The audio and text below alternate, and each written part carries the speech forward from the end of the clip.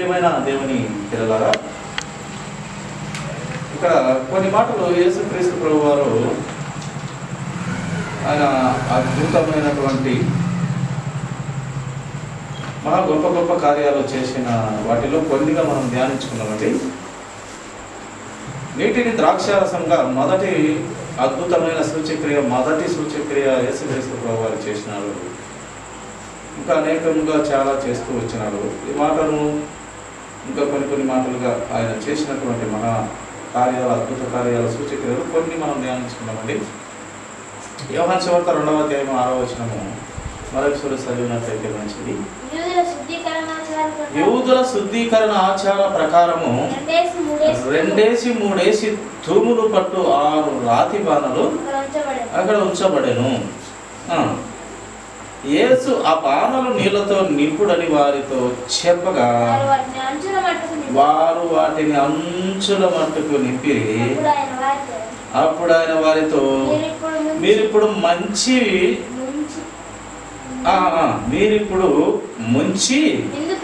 విందు ప్రధాని యొద్దకు తీసుకొని పోండని చెప్పగా వారు తీసుకొని పోయి, ఆ ద్రాక్షారసము ఎక్కడ నుండి వచ్చెనో ఆ నీళ్లు ముంచి తీసుకొని పోయిన పరిచారకులకే తెలిసినది గాని విందు ప్రధానికి తెలియకపోయేను. కనుక ద్రాక్షారసమైనను ఆ నీళ్లు రుచి చూసినప్పుడు ఆ విందు ప్రధాని పెళ్లి కుమారుని పిలిచి, ప్రతి వాడును మొదట మంచి ద్రాక్షారసమును పోసి జనులు మత్తుగా ఉన్నప్పుడు జబ్బు రసము పోయును. ఫస్ట్గా అయితే మంచి ద్రాక్షారసం పోస్తాడు, తర్వాత జబ్బుగా ద్రాక్షారసం అనగా అంటే మంది జాస్తి అయితే మజ్జిగ పలచను అన్నట్టుగా చిక్కని ద్రాక్షారసము మొదట వస్తుంది, తర్వాత ఏమవుతుంది, ద్రాక్షారసంలో చిక్కదనం తగ్గి పతలవుతుంది అనే ఉద్దేశంతో భక్తుడు ఇక్కడ వాయిస్తూ వచ్చినాడు. జబ్బు అంటే ఏదో రోగం సంబంధమైనటువంటి రసం కాదు పిల్లరా, ఇక్కడ దేవుని ఆలోచన. కనుక దేవుడు అలా వ్రాయిస్తూ వచ్చినాడు. మొదటైతే మంచి ద్రాక్షారసం పోసి, తర్వాత రాను జనం ఎక్కువైన కారణంగానో వాళ్ళు వీళ్ళు తాగడం కారణంగా అయిపోవడం కారణంగా ఏం చేస్తారంటే ఆ దాంట్లో ఇంకొంచెం సర్ది 4 దిక్కులు నీళ్ళు పోసి పంచంగా ఎవరికి ఈ ద్రాక్షారసము మళ్ళీ ఇవ్వలేదు అనే చెడ్డ పేరు మనకు రావద్దు అన్నట్టు జరుగుతుంది ఎక్కడైనా. కానీ ఇక్కడ ఈ యొక్క పెళ్లి కుమారుని పిలిపించి, ఎవరు పిలిపించింది, ఆ యొక్క ప్రధాని, ఎందుకు వచ్చినటువంటి ప్రధానికి చెప్తూ ఉన్నాడు. పెళ్లి కుమారుని పిలిపించి, ఇది ఇలా జరుగుతుంది కదా, ఇప్పుడు పోసిన ద్రాక్షారసం మొదటి దానికంటే చాలా చిక్కగాను రుచిగాను ఉన్నాయి, ఎలా ఏమిటి అని అడుగుతాడు. అద్భుతమైనటువంటి మొదటి సూచక్రియ నీళ్లతో దేవుడు అద్భుతంగా వాళ్ళ కళ్ళ ముందుట, శిష్యుల ముందుటే నీళ్లు తెచ్చి 6 రాతి బాణాలు అప్పుడు పోసి ప్రభువు ఒక గొప్ప మొదటి సూచక్రియ అద్భుతంగా శిష్యుల ముందు చేయించినాడు. దేవుడు ఎందుకు ఈ అద్భుత కార్యాలు చేయాలి, సూచక్రియలు చేయాలి, ఎందుకు అని మనము ఒక ఆలోచన చేసినట్లయితే, లేక మనం క్వశ్చన్ వేసుకున్నట్లయితే, దేవుని శక్తి బయలుపరచటకు ఏలియా కూడా ప్రార్థన చేస్తే ఆ ప్రార్థనలో కూడా సత్యం ఉంది, యథార్థత ఉంది, ఆ నీతి ఉంది. ప్రభువా, ఇదే ఈ బయలు ప్రవక్తలు, ఈ బయలు విగ్రహారాధికులు నీ శక్తి కనపరచుట నిమిత్తము తండ్రి ఈ గొప్ప కార్యం చేయి ప్రభు. వారైతే గాయాలు చేసుకుంటున్నారు, వారి ఇష్టమైన దేవుళ్ళకు వాళ్ళ శరీరం కూడా కోసుకుంటున్నారు. ఏ శక్తి ఆకాశం నుండి వచ్చి ఆ యొక్క బలిపీఠంలో కాల్చలేకపోయాను. కానీ తండ్రి నీ శక్తి కనపడు నిమిత్తం, నీవు దేవుడని రుజువుపరచబడు నిమిత్తము నా ప్రార్థనలు అయితే ఏం లేదయ్యా, నీ శక్తి కనపరవాలని అద్భుతమైనటువంటి ప్రార్థన చేయగా ఆకాశం నుండి అగ్గి వచ్చి అక్కడ ఆ బలిపీఠాన్ని కాల్చివేయడం మనం చూస్తాం. ఇవన్నీ ఎందుకు దేవుడు చేస్తాడు అంటే ఆయన అద్భుత కార్యాలు చూసినంత మాత్రాన మనుషులు నమ్ముతారని కాదు, కానీ ఆయన శక్తి బయలుపరచబడాలి, ఆయన మహిమ ఘనత తెలియపరచబడాలి, ఈయన దేవుని కుమారుడని తెలియపరచబడాలి. అందు నిమిత్తము దేవుడు ఇంకా చాలా అంటే చాలా దేవుడు గ్రంథంలో వ్రాయలేదు అని గ్రంథం చెప్తూ ఉంది. అవన్నీ వ్రాసినట్లయితే భూమి ఆకాశము చాలదని కూడా గ్రంథం చెప్తూ ఉంది, బైబిల్ గ్రంథం. అన్ని చేసినాడు దేవుడు, ఇంకా చాలా రాయలేదు. రాసినట్లయితే భూమి ఆకాశము చాలదని దేవుడి వాక్యం మనకు తెలియపరుస్తూ ఉంది. కనుక ఈ కార్యాలు కానీ, అద్భుత కార్యాలు కానీ, సూచక్రియలు కానీ ఒక మనిషి అయిన మనము దేవుని కుమారుని శక్తి తెలుసుకొని మనిషిగా మనము బాగుపడాలని, ఆయన ఇంత శక్తిమంతుడని తెలుసుకోవాలని, ఆయనకు అసాధ్యమైనది ఏది లేదని తెలుసుకోవాలి మనిషి. ఫస్ట్ మనిషి ఏం తెలుసుకోవాలి?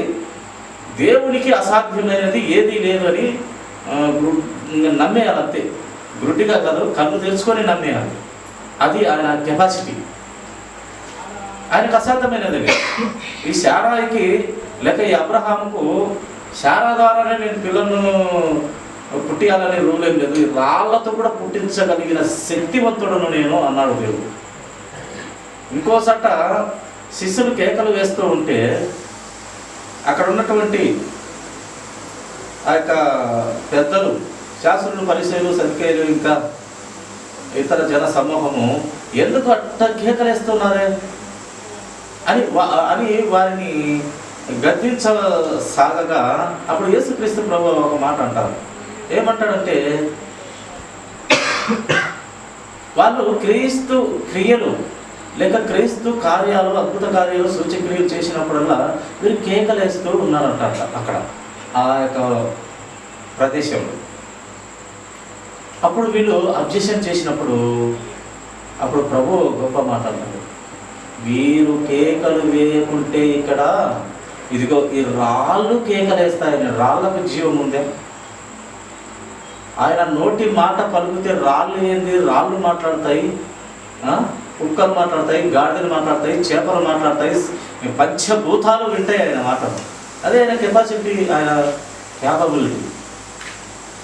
అది ఆయన శక్తిని మనము గుర్తించాలని దేవుడు మనకు చాలా అంటే చాలా గ్రంథంలో రాయిస్తుంది. చాలా రాయలేదని గ్రంథం చెప్తుంది. చూడండి, ఆయన మనము అన్ని లేఖనాలన్నీ రేపటితో సహా చెప్పుకుంటూ పోతే సమయం చాలు కనుక కొన్నిగా మనము కొన్ని అట్లా వివరించుకుంటూ వెళ్దామండి. చూడండి, మరణించిన ప్రధానుని కుమారుని బ్రతికించినాడు ఆయన. యేసుక్రీస్తు ప్రభువారు మరణించిన ప్రధాని కుమారుని బ్రతికించినాడు. యోహాను సువార్త 4:47-53 వరకు 52 వరకు అక్కడ ఆ యొక్క సన్నివేశంలో ఆ యొక్క లేఖన భాగాలలో మరణించిన ప్రధాని కుమారుని బ్రతికించినట్టుగా మనము చూస్తాము. ఇంకా ఆయన శతాధిపతి 100 మంది సైనికులకు అధిపతి అయిన అతని దాసుని కుమారుణ్ణి బాగు చేసినాడు. రమ్మని నమ్మపోతాడు. నువ్వు ఆయన గొప్ప మాట అంటాడు, నువ్వు రావాల్సిన పని లేదు ప్రభువా, నేను కూడా ఒక 100 మందికి పెద్దనే, ఒక 100 మంది ఇక్కడికి రా, అక్కడికి వెళ్ళు అంటే వెళ్తారు. కానీ నీ ఎదుట నేను పనికిరాని వాడిని, నీ పవిత్రత ముందు నేను ఎందుకు పనికిరాని వాడిని, నీవు మాట మాత్రం సెలవిస్తే సాదయ్యా, అక్కడ నా దాసుడు, నా కింద పని చేసే దాసుని కుమారుడు బ్రతికిపోతాడయ్యా అని ఆ నమ్మకం చూడయ్యా అని ప్రభువు ఈ ఇశ్రాయేలులో లేక ఇలాంటి వారిలో ఇంత గొప్ప విశ్వాసం నేను అసలు చూడలేదంటాడు ప్రభు. ఆ విశ్వాసం చూడండి. నువ్వు మాట మాత్రం సెలవిస్తే చాలు, నువ్వు రావాల్సిన పనే లేదు ప్రభువా. నేను కూడా ఒకరికి 10 మందికి ఇక్కడికి రా అంటే 100 మంది వస్తారు, అక్కడికి పో అంటే 100 మంది పోతారు, కానీ నేను పవిత్రులను కాను,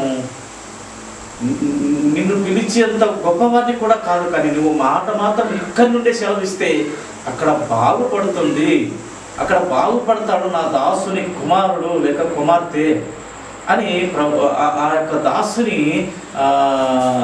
ఏమంట ఆ విశ్వాసం కొత్త విశ్వాసము ఈయనలో అని ప్రభువు ఆశ్చర్యపోతాడంట. అది భక్తుల జీవితంలో దేవుడు సంతోషపడే సంఘటనలు ఇలా ఉంటాయి ప్రియులారా. అలాగే శిష్యులకు చేపలు సమృద్ధిగా అనుగ్రహించే, ఏదో రాత్రంతా చేపలు వేసిన వాళ్ళకి ఎప్పుడు అదే వృత్తి, చేపలు పట్టేవారే, ఎక్కడ వల వేయాలో ఎక్కడ వేయకూడదో ఎక్కడ చేపలు తెలుసు. అయినప్పటికీ ఆయన 4 అడుగులు ముందు పోయి అక్కడ వేడి వల ఉన్నప్పుడు అదే మాటకు ఏమవుతుంది, అక్కడల్లా వేసి వచ్చినారు ఆల్రెడీ, కానీ కొంచెము దూరం వెళ్ళి అక్కడ వల విసరండి అంటే ఆ వల విసరండి అనే మాటకు, ఆ శక్తివంతుని నోటి అద్భుతమైన ఆ మాటకు వల అక్కడ విసరండి అంటే ఆ వల విసిరే ప్రాంతానికి చేపలన్నీ వచ్చి అక్కడ తింటాయి. ప్రకృతి వింటుంది, చేపలు వింటున్నాయి, గాడులు వింటున్నాయి, ఈ యొక్క విశ్వమంతా ఆకాశం వింటుంది, భూమి వింటుంది, గ్రహాలు వింటున్నాయి, సూర్య చంద్రులు వింటున్నాయి, అన్నీ వింటున్నాయి. కానీ మనిషి మాత్రము గర్వం పట్టి దేవుని సన్నిధిని లేక దేవుని ఆలోచన విధానంలోకి మనిషి రాలేకపోతున్నాడు. ఒక పెద్ద జీవితము మరణం తర్వాత ఉందిరా నా సహోదరుడా, నా బిడ్డ, నా కుమార్తె అంటే నమ్మలేని పరిస్థితిలో మనిషి ఉన్నాడు ప్రియ. నమ్మినవాడు భక్తుడు, నమ్మనటువంటి వాడు భక్తిహీనుడు అంతే. నమ్మితే నా మహిమ చూస్తామంటున్నాడు. ఆయన మాటలు చాలా ఉంటాయి, ఆయన విలువైన మాటలు చాలా పవర్ఫుల్గా లోతుగా ఉంటాయి. నమ్మితే నా మహిమ చూస్తామంటాడు. నమ్ముట నీ వలన అయితే సమస్తము సాధ్యం అంటాడు. కనుక చూడండి, ఇందాక ఆ శతాధిపతి దాసుడు ఆయన నమ్మినాడు, పర్ఫెక్ట్గా నమ్మినాడు. ఈ నమ్మకము నీలో తప్ప నేను ఎక్కడ వినలేదు, ఎంత నమ్మకము, ఎంత విశ్వాసం అది అన్నాడు. ప్రభు నువ్వు మాట మాత్రం సెలవే ప్రభు, అక్కడ స్వస్థత జరిగిపోద్ది అన్నాడు. అది విశ్వాసపు పరిణతి. ఆ విశ్వాసపు కొలతలో ఆ హెచ్చింపు కలిగినటువంటి విశ్వాసంలో ఉన్నటువంటి పరిస్థితి అది అబ్రహాంలో కూడా మనము పుష్కలంగా చూస్తాం. అబ్రహాంలో ఇంకా చాలా మందిలో, నోవాహులో చూస్తాము, యోబులో చూస్తాము, దావీదులో చూస్తాము, చాలా భక్తుల యెహోషువలో చూస్తాము, ఏలియా చూస్తాము. అలాగే ఎలీషాలో ఏలియాన్న 14 అద్భుతాలు చేసి ఎలీషా డబల్ 14 28 అద్భుతాలు అద్భుతంగా చేసినాడు. ఆయన అదే కోరినాడు, నువ్వు ఎన్ని చేసినావు అన్నిటికీ డబల్ నేను చేయాలి. ఆ బెడ్షీట్తో కొడితే సముద్రము పాయలైతే ఆ బెడ్షీట్ నాకు ఇవ్వు అంటాడు. ఆయన పోతూ అది ఇచ్చేసిపోతాడు. విశ్వాసపు పరిణతి చాలా గొప్పది ప్రియులారా, నమ్ముట. అందుకే ఒకసారి యేసుక్రీస్తు ప్రభువారు ఒక సమాజంలో మాట్లాడుతున్నప్పుడు అక్కడ అద్భుతాలు చేయాలని ఆయన ఎంత ఆలోచన చేసినా యేసుక్రీస్తు ప్రభువారు సాక్షాత్తు దేవుడు సాక్షాత్తు కొన్ని అద్భుత కార్యాలు అక్కడ చేయాలనుకుంటే ఆయన చేయలేకపోయిన మన గ్రంథంలో, బైబిల్ గ్రంథంలో వ్రాయిస్తూ వచ్చినాడు. ఏమి దేవుడుకు అసాధ్యమైనది లేదు కదంటే ఆ వతల ఉన్నటువంటి వ్యక్తుల్లో పనికి మాలినటువంటి బుద్ధిహీనులు ఉండేది. వారిలో విశ్వాసం కానీ కొంచెమైనటువంటి లేనిటువంటి పిల్లలంట అక్కడ ఉండేది. ఈయన ఎంత ఒక అద్భుత కార్యం చేస్తామంటే ప్రభు చేయలేకపోయాను అని గ్రంథములో దేవుడు రాయించినాడు. ఏమంటే వారిలో విశ్వాసం లేదు, అవివేకంతో నిండి ఉన్నారు. విశ్వాసంతో మంచి నిలిచి నీకు నయమవునుగా కంటే ఆ నీళ్ళు తాగితే నయమైపోతుంది. అది నమ్మే విశ్వాసం. అందుకే చాలా చోట్ల ప్రభువారు ఆ గుడ్డివారు కానివ్వండి, పక్షవాతంతో ఉన్నటువంటి వారు కానివ్వండి, అలాగే ఒక 12 సంవత్సరాల నుంచి గూనిగా ఉన్నటువంటి ఆమె కానివ్వండి, రక్తస్రావంతో 12 సంవత్సరాలు ఉన్నటువంటి ఆమె కానివ్వండి, అలాగే బెతెస్దా కోనేరు దగ్గర 38 సంవత్సరాలు ఓపికతో పడి ఉన్నటువంటి ఆయన కానివ్వండి, ప్రభు అడుగుతాడు, ఏమి నా నుండి మీరు కోరుతున్నది ఏమి? నేను మీకు ఏమి మీరు యోచన చేస్తున్నారు? నా నుండి మీరు ఏమి పొందపరుచున్నారు అంటాడు ప్రభు. అప్పుడు వాళ్ళు ఒకటే మాట చెప్తారు, అయ్యా నాకు చూపు లేదంటే చూపు కావాలయ్యా, అయ్యా నాకు ఈ యొక్క పక్షపాతము తగ్గిపోవాలా. జలోదర రోగం అని అప్పట్లో చాలా పవర్ఫుల్ అంట, జలోదర రోగం అని. అది సామాన్యంగా పోదంట. ఇలాంటి రోగస్తులకు ప్రభు ఎక్కడ మాట్లాడుతున్నా, ఎక్కడ ఆయన సమాజంలో వీధుల్లో నడుస్తున్నా ఈ కుప్పలుగా ఎవరు వచ్చేవారంట? రోగాలతో పీడిపబడుతున్న బాధితులంతా ఆడనే ఉంటారంట. చుట్టుపక్కల కుష్ఠవ్యాధులు కానీ, భయంకరమైనటువంటి రోగాలతో నడచలేని గుడ్డివారు, కూటివారు, అడుక్కునేవారు, వారి పరిస్థితుల్లో ఇబ్బంది పడుతున్న వారంతా అక్కడనే ఉంటారంట. ఎందుకు అక్కడికి వస్తారంటే ఆయన నోటి మాటతో పలికితే స్వస్థత దొరుకుతుందనే నమ్మకం ఉండేదంట. ఆ కోవకు చెందినటువంటి వాడే జక్కయ్య కూడా. ఆ మహానుభావుని సూచితాలనుకున్నాడు జక్కయ్య కూడా. ఆయన్ను పాపి అయిన జక్కయ్య అని గ్రంథంలో రాయబడినటువంటి మాట. జక్కయ్య ఏమనుకున్నాడంటే, నాకు రక్షణ లేక నా ఇంటికి వచ్చి దేవుడు అన్నం తినడము ఇదంతా పక్కన పెడితే ఆయన చూస్తే నేను ధన్యుని అవుతాను, ఆయన అంత దేవుని కుమారుడు, ఆయన వాక్కు అంత శక్తి ఉంది, ఈయన నిజముగా దేవుని కుమారుడు అని ఎన్నో విన్నాడు. అయితే ప్రభువుని చూడలేదు. ఈయనను చూస్తే నేను ధన్యం అయిపోతాను అనుకున్నాను. హృదయాలు ఎరిగిన దేవుడు చక్కగా చెట్టుకాడిపోతానే దిగు జక్కయ్య, ఏది చెట్టెక్కినవే, పొట్టివాడవైనందుకు చెట్టెక్కినవా, రా నీ ఇంటికి వస్తాను, నీతో కూర్చుంటా, నీతో విందే చేస్తానని చెప్పాను. ప్రభువు హృదయాలు ఎరిగిన దేవుడు.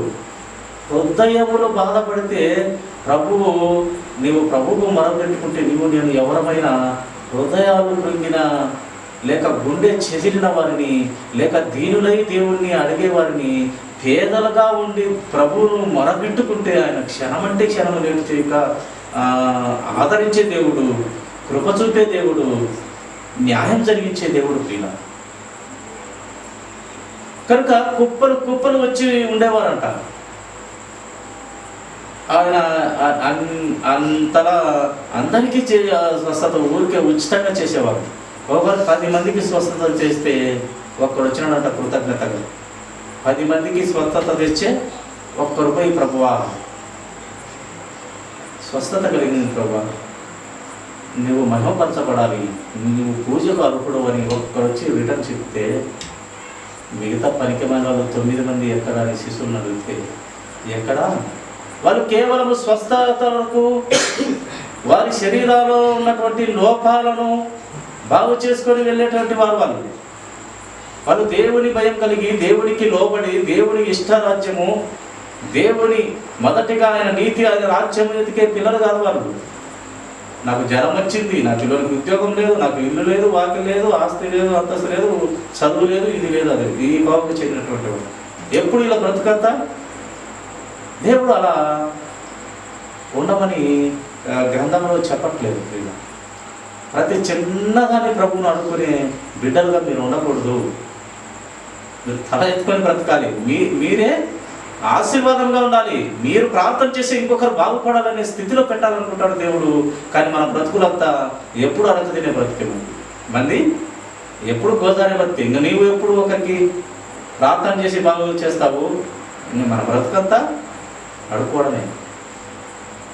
అడిగేవానికి నీవు ఆశీర్వాదంగా మారే స్థితిలోకి దేవుడు ఉండాలని కోరితే, దేవుడు అలా కాదు ప్రభా, నేను ఎప్పుడు అడుగుతుంటాను ప్రభా అన్నట్టు మన జీవితాలు అలాగా తయారు చేసేవారిని, అలాగా తయారు చేయాలని దేవుని ఆలోచన. భక్తులుగా మీరు ఎత్తు స్థాయిలో ఉండాలని దేవుని ఆలోచన ప్రియుల. కనుక ఆయన చూడండి, ఆయన ఇంకా అనేక విషయాల్లో ఆయన ప్రతి వారికి న్యాయం జరిగిస్తూ స్వస్థతలు చేస్తూ వచ్చినారు. పేతురు అతను జ్వరంతో ఉంటే ఆయన బాగు చేసినట్టుగా, అపవిత్రాత్మతను వెళ్ళగొట్టినట్టుగా, అలాగే కుష్ఠరోగులను శుద్ధి చేసినట్టుగా, పక్షవాయువు గల వారిని స్వస్థత పరిచినట్టుగా, ఊచ చేయగల వారిని స్వస్థత చేసెను. 38 ఏళ్ల నుంచి పట్టి పీడిస్తున్న వారిని లేవనెత్తి, దేవదూతలు వస్తే ఏమి రాకుంటే ఇక్కడ ఉండేది ఎవరు? సృష్టిని సృష్టించిన సృష్టికర్త. యోనా కంటే శ్రేష్ఠుడు, సొలొమోను కంటే శ్రేష్ఠుడు. ఇక్కడ వారిద్దరిని పుట్టించిన సర్వశ్రేష్ఠుడు. ఇక్కడ దేవదూతలు వచ్చి కదిలించినప్పుడు నీకు స్వస్థత కలిగేది. వారిని అందరినీ సృష్టిని కలిగించిన సృష్టికర్త ఎక్కడ లేచి నడువు అన్నప్పుడు 38 సంవత్సరాల నుంచి కనిపెట్టుకొని ఉన్నటువంటి ఆయన జీవితంలో వెలుగుతో నింపబడుతూ వెళ్ళాడు. సృష్టికర్త ప్రియుల.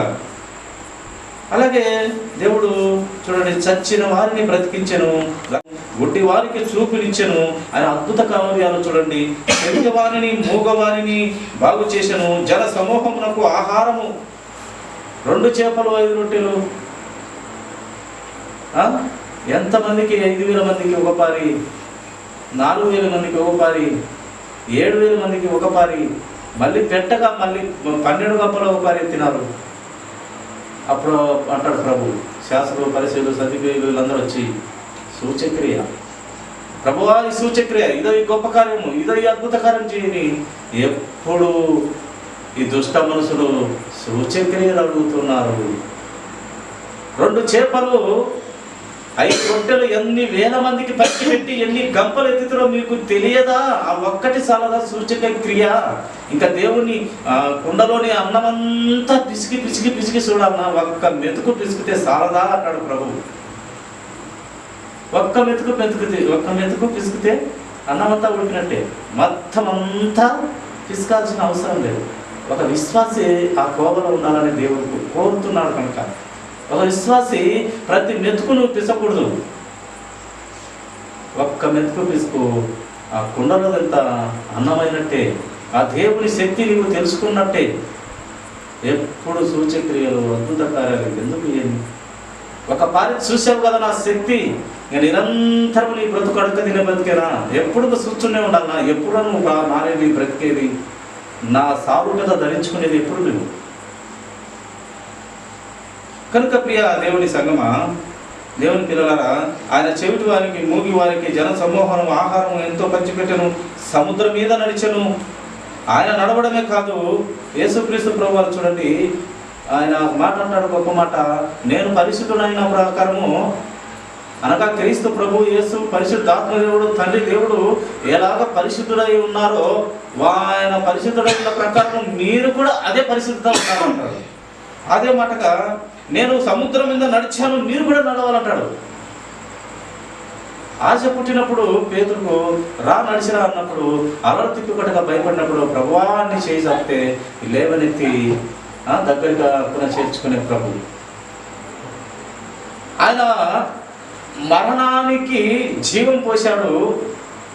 భక్తుల ద్వారా కూడా చనిపోయిన వారిని లేపగలిగే స్థితిలో పెట్టాడు. అందుకే నేను ఎప్పుడన్నా ఒక మాట అంటుంటాను, మనిషిని దేవుడు ఏమి చేయాలనుకుంటున్నాడంటే నిజముగా ఆయనలాగా చేయాలనుకుంటున్నాడు. అంటే దేవుని అంతటోని చేయాలని దేవుని ప్రణాళిక అది.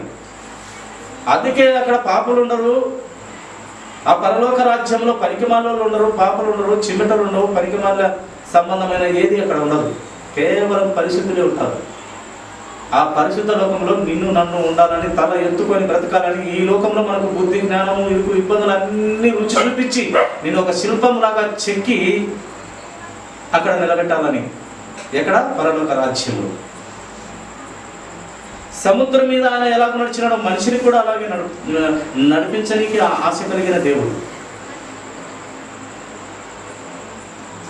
అలాగే చేప నోటిలో నాణ్యము, పలాని చేపలో ఒక నాణ్యం దొరుకుతుందని వాగ్దానం చేసిన దేవుడు, ఆ చేపలో శకల అనే నాణ్యం దొరుకుతుంది. అంత శక్తివంతుడైన దేవుడిని మనం ఎరిగి ఉన్నందుకు, కలిగి ఉన్నందుకు చాలా కృతజ్ఞత భావం ప్రతి మనిషికి ఉండాలని దేవుడు కోరుతూ ఉన్నాడు. కనుక అట్టి స్థితిలో ప్రతి మెతుకును మనం పిసక్క, ప్రతి మెతుకును ఈ డౌటింగ్ థామస్ మాదిరి బొక్కలు చూస్తే నేను నమ్ముతాను, వాతలు చూస్తే నేను నమ్ముతాను, కొరడ దెబ్బలు చూస్తే నేను నమ్ముతాను, అది కాదు. అలా ఉండకు తోమా అన్నాడు. ఓ తోమా అలా ఉండకు. చూసి నమ్మిన వారి కంటే నువ్వు చూసినావు నమ్మలేదు. నీవు రాసిన దానిని చూడక నమ్మిన ఈ కాలపు మనుషులు ధన్యులు. నీకంటే ధనులు వారే. ఎంత గొప్ప ధన్యత చూడండి. ఇప్పుడు బ్రతుకుతున్న మనకు కూడా దేవుడు ధన్యత ఇస్తున్నాడు. తోమా కంటే ధన్యత మనకి ఇస్తున్నాడు. ఈ రాష్ట్రానికి దేశానికి వచ్చిన తోమా ఆయన పరిచర్య చేసి యేసుక్రీస్తు ప్రభు వారిని పరిచయం చేసినాడు, సువార్త చేసినాడు. కానీ ఆ తోమా కంటే మీరు గొప్పవారని దేవుని వాక్యం మనకు దేవుడే చెప్పినాడు. డౌట్ ఇంకా ఎప్పుడు ఉండకు. నువ్వు నా సహవాసంలో ఉన్నావు, నాతో నిరంతరం ఉన్నావు, నా సహవాసంలో ఉన్నావు, నాతో అన్నం తిన్నావు, నాతో కూడా పండుకున్నావు, తిరుగుతూ ఉన్నావు, నా పర్యవేక్షణలో ఉన్నావు. కానీ నేను చెప్పిన మాటలు ఒక్క పారైనా చెవులో వేసుకున్నావా? డౌట్గా ఉన్నావే. అలా ఉండకుతోమా. చూసి నమ్మిన దానికంటే చూడక నమ్మిన వారు చాలా గొప్పవారయ్యా అన్నాడు. ఒక అల్పుడు పరలోక రాజ్యంలో చేరితే అంట, ఒక పేదవాడు కానివ్వండి, ఒక ధనికుడే కానివ్వండి, ఎవరన్నా కానివ్వండి, ప్రభువు నమ్మి విశ్వసించి పరలోక రాజ్యంలో ఒక అల్పుడు, ఒక మనిషి, సాధారణమైన మనిషి, లేక ఒక ధనవంతుడే కానివ్వండి, ఎవరన్నా కానివ్వండి, ఒక మనిషి పరలోక రాజ్యంలో చేరితే పరలోకము నుండి పంపబడిన బాప్తిసమిచ్చు యోహాను కంటే గొప్పవాడని గ్రంథం తెలియపరిచింది. నేను తల్లి గర్భములో మరియ గర్భంలో పుట్టిన నేను ఆ తల్లి కంటే వాక్యము చదివిన వాక్య ప్రకారం బ్రతికిన వారు ధన్యులు. ఆ తల్లి ధన్యురాలే.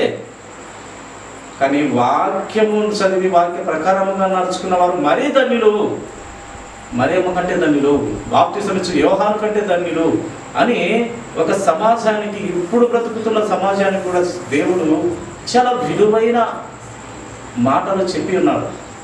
నమ్మితే మనకు మహిమ, నమ్మితే ఆయన మహిమ చూస్తాము, నమ్మకపోతే ఏమి చూడలేము. అవిధేయతలు ఉంటే దేవుడే సాక్షాత్తు దేవుడే అవిధేయతలు ఉన్న వారిలో అద్భుత కార్యములు చేయలేకపోయినంట. ఎందుకంటే వారిలో అవిధేయత పేరుకొని ఉన్నది. విధేయత, విశ్వాసం ఉంటే ఆయన అక్కడ అద్భుతాలు చేయగలిగే దేవుడు. ఆయనకు అసాధ్యం ఉన్నదా? కానీ ప్రభు అంటున్నాడు, అవిధేయత మనసులో నేను ఇక్కడ కొన్ని సూచక్రియలు లేక కొన్ని అద్భుత కార్యాలు, కొన్ని మంచి పనులు వారికి తెలియపరచడానికి చేద్దాం అనుకుంటే వారిలో అవిధేయత ఉండటం వల్ల చేయలేకపోయాను నేను అని బాధపడినాడు ఆయన యేసుక్రీస్తు ప్రభు. కనుక ప్రియ సహోదరులని, నా జీవితాలలో వాక్యమైన దాన్ని బలంగా ఎవరైతే నమ్ముతారో, ఎవరైతే వాక్యానికి విలువిస్తూ ఎక్కువగా నమ్ముతారో వారికి దేవుడు పరలోక రాజ్యంలో చాలా హెచ్చైన స్థితిలో పెట్టబోతున్నాడు. ఇది మనమందరం కూడా గుర్తించుకొని దేవుని వాక్యంలో ముందుకు వెళ్తామండి. దేవుడి కొద్ది మాటలు దీవించిన కాక తనలో వచ్చినట్లు తెచ్చిన కాదు మన పరిస్థితులు